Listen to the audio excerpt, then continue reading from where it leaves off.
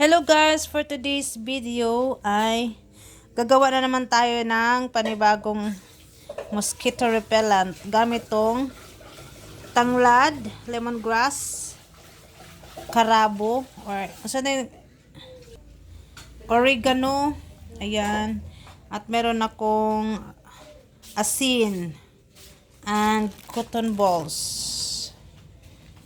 So, ang una kong gagawin guys ay hihiwain itong lemongrass and oregano.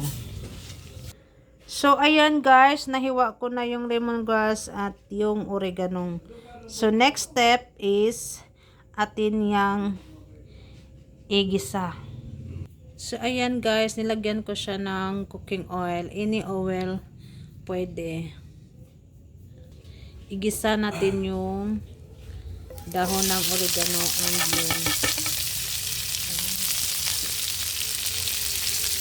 isahin natin guys hanggat makuha natin yung katas ng oregano at yung lemongrass.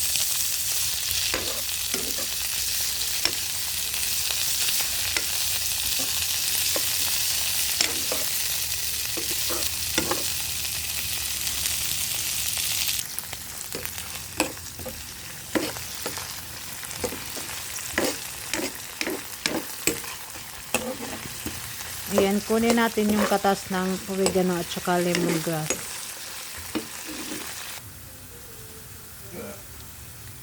So, ayan guys, pwede na siya. Atin na i-separate yung oil at saka yung mga dahon. So guys, ito na yung oil na may scent ng oregano at saka lemongrass. So, ilagay natin siya guys dito sa glass na may asin. So, ayan. So, ilagay natin siya. Ayan.